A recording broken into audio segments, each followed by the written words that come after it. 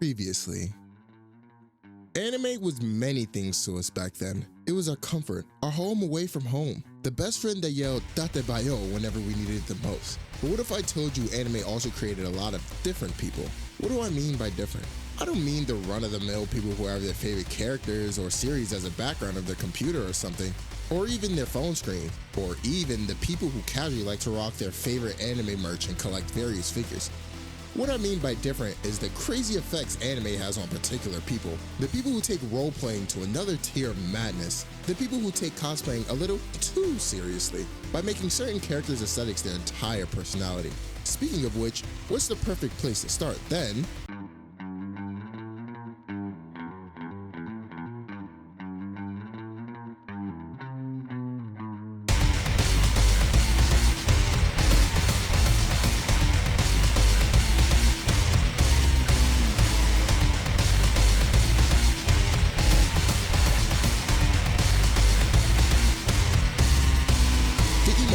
Also known as the all-black wearing, the long hair to cover your eyes having, the rock music listening, puppet from FNAF looking, Death Note enthusiast. These people probably have their first anime be like Black Butler from a young age, but heard of anime like Tokyo Ghoul and Death Note, and oh boy did that spark some inspiration. Typically, this is a phase people go through throughout their middle school life, or more accurately in their mid-teenage years.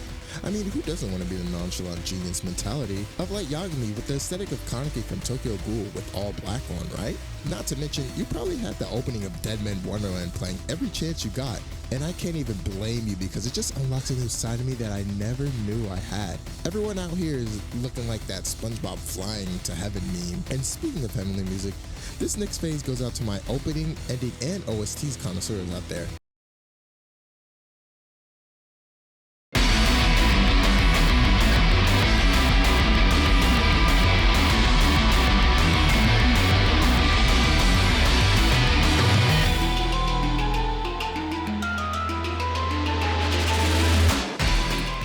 Whether you scream your lungs out to the Pokemon opening, or casually try to sing to that one opening with only Japanese in it, don't worry, we've all been there. I mean, let's not front here.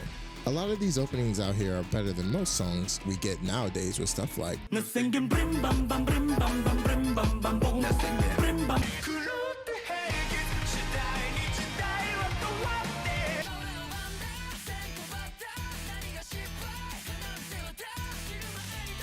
And despite a lot of us speaking Weebanese, we still try to sing along to that one favorite anime song we got on repeat that we either hide from the world or proudly blast with windows down on the highway with the sunset in the horizon. And let's not forget to mention you OST lovers. Oh boy. Especially the gym rats out there that got a whole playlist around soundtracks. More specifically, you probably got stuff like You Say Run or some sort of hype music to help you pump that iron much efficiently and in style.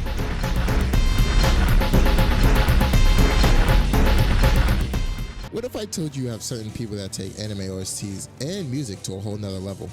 I'm talking plus ultra level. These particular individuals seem to defy the limitations of humankind by not requiring headphones or a speaker to play those set OSTs from before. No, why would they need it when their entire reality is playing it for them? I'm talking about main character syndrome. These people think that their entire life is an anime. Something goes wrong or something sad happens, the entire air around them starts playing.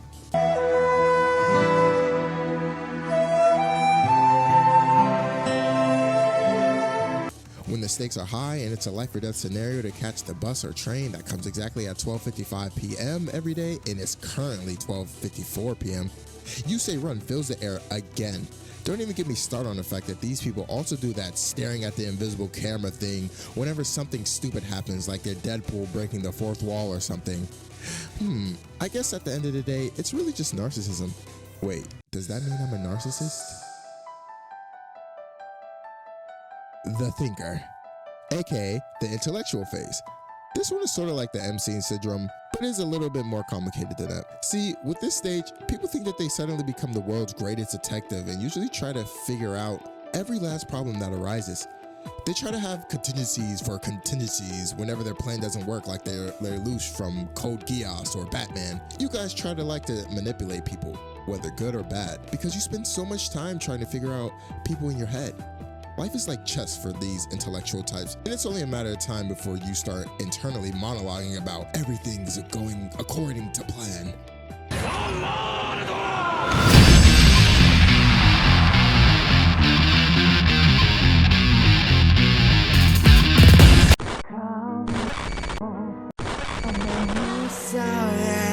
You JoJo lovers are on another planet, I swear. Like, y'all ever just get hit by some random JoJo stand because someone thought it was really cool, but now you're sitting there staring at each other because you don't know if you should laugh or die of cringe, or both. This particular style of anime catches your eye because you like the grotesque, weird, and stupidly funny that JoJo brings into your life. You probably wish everyone loved JoJo so you could spam to each other like your kids playing at recess.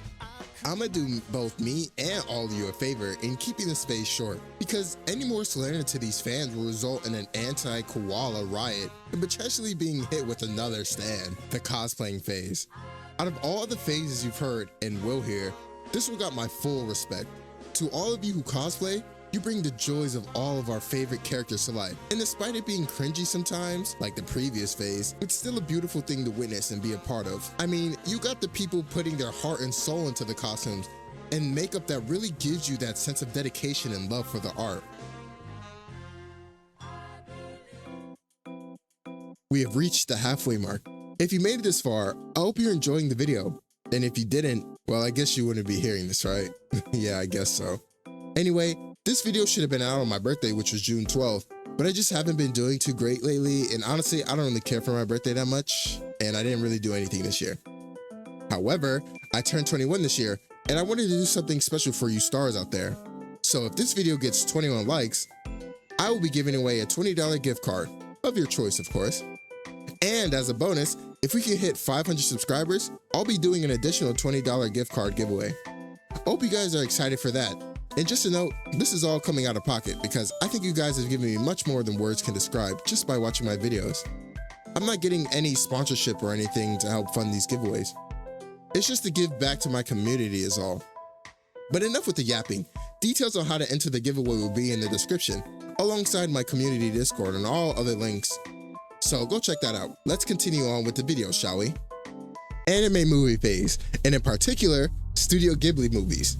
Do I need to say more? People in this stage of their anime lives are likely to grow wings and fly into outer space because the quality of these videos are just out of this world. Red Bull? Who needs that when you can just watch a Studio Ghibli movie instead? Ghibli movies have something for everyone. You want to have a good cry? Watch Grave of the Fireflies. You want to feel the essence of Mother Nature at the comfort of your home? Watch literally any of these, and I promise you, you're going to want to go outside and actually touch some grass. You're going to start questioning every movie you see after that because how could a studio make such high quality Disney-like movies? And let's not forget to mention some of the other anime movies out there that like I Want to Eat Your Pancreas, A Silent Voice, and Your Name, which are arguably some of the best movies made in recent years due to just how relatable they are. If you're in this phase, I ask that you cherish your first viewing of these movies. Some of the movies changed my perspective on how I should value not only the time that I have, but also the people I have in my life. And I'm sure some of these movies could do the same to you as well. Speaking of changing my perspective, let's talk about the food phase. Yes, we've all been there in this stage. Hell, I'd even argue that this is the only stage we can escape, and rightfully so. Sometimes you just be casually watching a show and out of nowhere the most vibrant, mouth-watering, and alluring creation just fills your screen. It's so bad that people buy entire anime cookbooks to try and recreate the heavenly platter their eyes just consume. Shows that do this the most are stuff like One Piece, Food Wars, it's literally in the title, and the most shocking of all, a ton of isekai shows. I'm not going to name them all because there's just so many of them. But some honorable mentions are shows like Japanese Food from Another World, Campfire Cooking in Another World, With My Absurd Skill, and Farming Life in Another World. Yeah, you get the picture. I guess the reason why a lot of these isekai shows are just okay to mid is because they invest most of the energy for plot into the food animation, which is cool, I guess, but In Another World can only be so fun the first few times and then get stale the hundreds of times after that. And what better way is there to segue into the next stage than to already talk about it? Yeah, if you haven't already guessed, it's the isekai spamming stage, where the title of the anime is either something from another world or reincarnated as insert funny and weird normal human item. and is always the most OP character in the show. If you're in this phase of your life, you're either in middle school or early high school, or devoid of good anime taste past that. Don't get me wrong, I understand a lot of these shows are purely for comedic relief and barely have any serious undertone, but at least try to stick to that agenda like Konosuba does. It knows that it's a purely comedic show and doesn't try to be anything else. All these new isekai shows try to mix both funny and serious, but it feels like every other scene tries to douse the serious tone with some over-the-top comedic reaction or something of the sort, and it just kills any synergy that the scene tried to make prior. It doesn't feel consistent. I know people don't always want to watch an on the verge of your seat anime story where every episode is gory or talks about serious topics, but I can only take so much of the corny jokes these isekais try to make and just spam. Of course, there are some absolute S-tier isekai shows like Mushoku Tensei, Re:Zero, go watch the video if you haven't before, Overlord, Reincarnated as a Slime, and of course you know I had to say this one, Inuyasha. And they all know exactly when to hit that comedic beat. They don't feel out of place and actually amplifies the story that is trying to be told when it does happen, and adds an extra layer of personality to the characters and gives them more depth and relatability, which keeps you invested in the story and, more importantly, into the characters. I can't even remember any characters from recent isekai shows because they don't live to see more than one season and they're just mediocre, doing the same song and dance that the previous seasonal isekai did but with a different studio.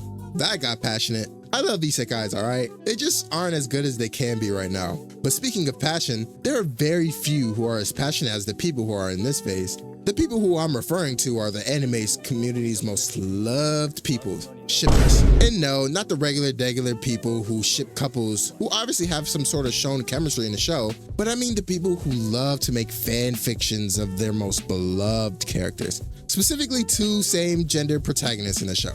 This phase is usually derived from the magical girl phase I talked about in my prior video. And you might ask yourself, how the heck do you know that? Well, whenever I talk to these people, I always ask what show did they grow up with? And wouldn't you know it, Madoka Magica, Sailor Moon, Kill la Kill, yeah, you understand what I'm saying. Look, I get it, truthfully. We all love romance, and speaking for myself, I'm a huge rom-com lover. We crave the things we desire, and shipping is a great outlet for projecting that love we so much crave. But man, some of y'all in this phase are like territorial guard dogs, ready to bite anyone who critiques or opposes your shipping fantasy. Not only that, but if you look on some of these fandom websites and even stuff from TikTok, you'll be questioning your existence and why you're there. I can't even watch My Hero Academia in peace after the horrors I've seen. Rule 34 got nothing on some of the people in this stage, and some of them use Rule 34 as an outlet for their beautiful, dark, twisted fantasies and fanfiction. Since we still got love in the air, albeit in an innocent light this time, I think it's time to talk about some of you masochists out there. Absolute psychos, I tell you. They may be worse than the people in the shipping phase, and I can't believe that's even possible. Okay, I'll stop pulling your chain. I'm talking about the abusive romance phase. The animes that blueball the main protagonist relationships for seasons after seasons after seasons.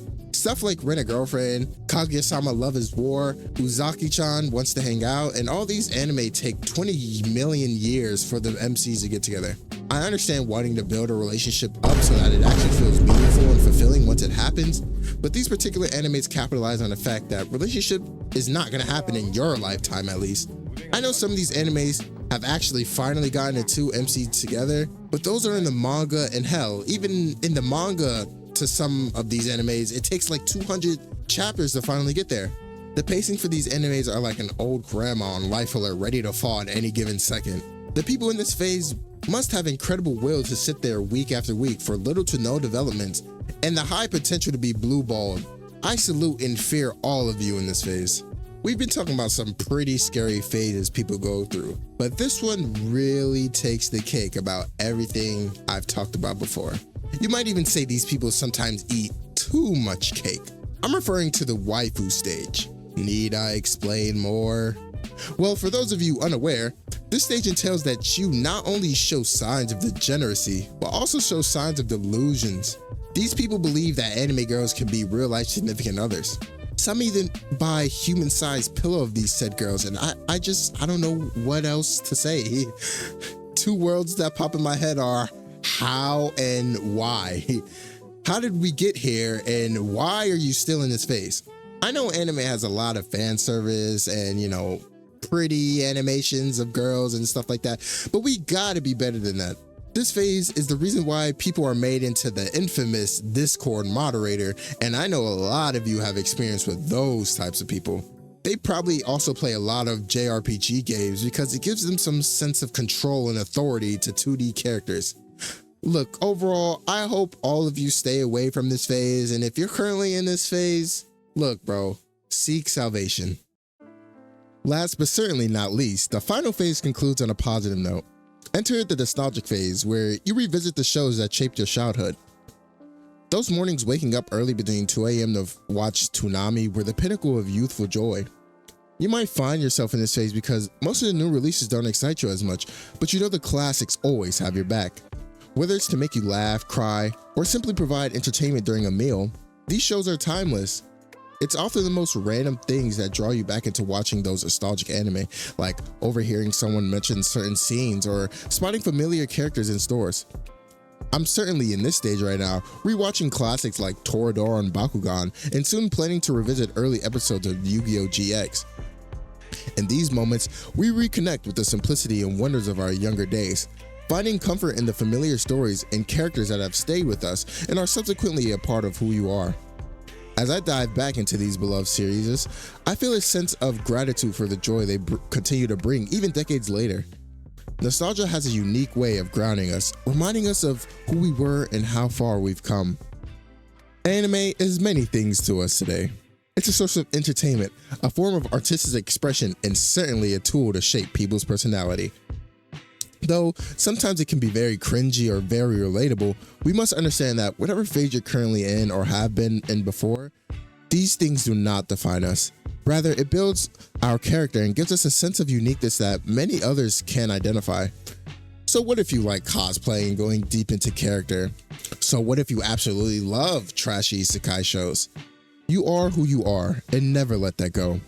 There are a million other phases out there, but I hope I was able to capture some of the more common phases I've seen people go through, and of course the phases I've gone through as well. Embrace your journey with pride and discover more anime, because in the end, it's these shared experiences that connect us and make our community vibrant and extraordinary. Ik ben bij de beenhouwer eten aan het kopen.